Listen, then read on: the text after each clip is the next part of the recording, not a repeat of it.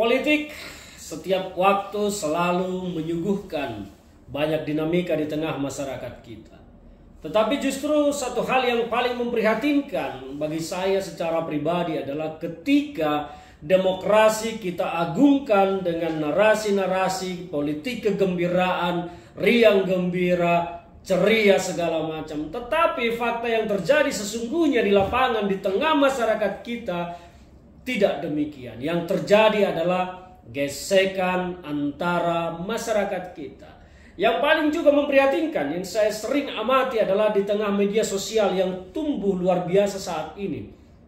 Justru para pendukung pasangan calon presiden maupun calon pasangan wakil presiden beradu di media sosial. Mereka semua berbantah lisan, bahkan tidak jarang menggunakan kata-kata yang kotor, kata-kata yang tidak patut, bahkan juga mengkreasikan sebuah berita-berita yang tidak benar atau hoax, masuk kategori kampanye hitam.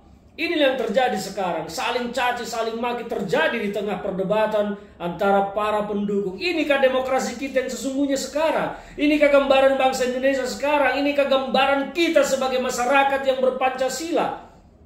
Saya sedih dan prihatin ketika demokrasi harus menghasilkan perpecahan di tengah masyarakat kita. Seharusnya demokrasi ini berjalan betul-betul jujur, adil, bebas, rahasia, sehingga tidak ada perpecahan seperti yang terjadi saat ini di tengah-tengah masyarakat kita.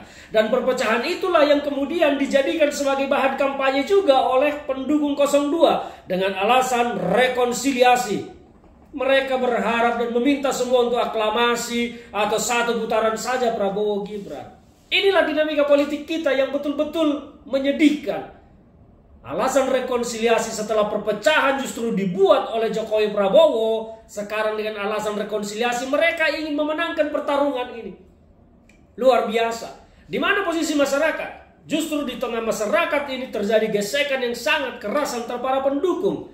Yang menjadi korban adalah masyarakat. Makanya berpolitiklah sewajarnya saja. Masyarakat yang tidak menjadi politisi tidak usah berlebihan dalam mendukung. Semangat saja mendukung di lapangan. Tentukan pilihanmu dengan baik.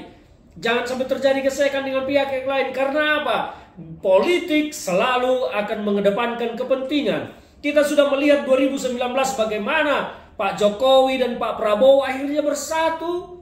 Mereka satu perahu. Anak buah Jokowi Prabowo. Prabowo harus tunduk kepada Jokowi hanya demi sebuah bagi-bagi kekuasaan. 2024 juga mungkin akan demikian. Kita tidak tahu. Tetapi apa yang dihasilkan bagi rakyat? Tetap saja rakyat begitu-begitu saja. Kalau Pak Prabowo 2019 lalu berkata, betul kemiskinan menurun. Menurun dari kakek ke naik ke cucu.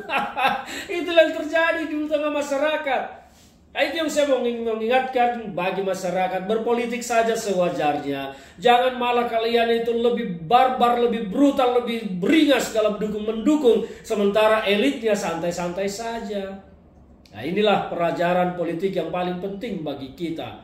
Jangan sampai perpecahan, gesekan di tengah masyarakat terjadi sementara elitnya bicara tentang kongsi dan bagi-bagi.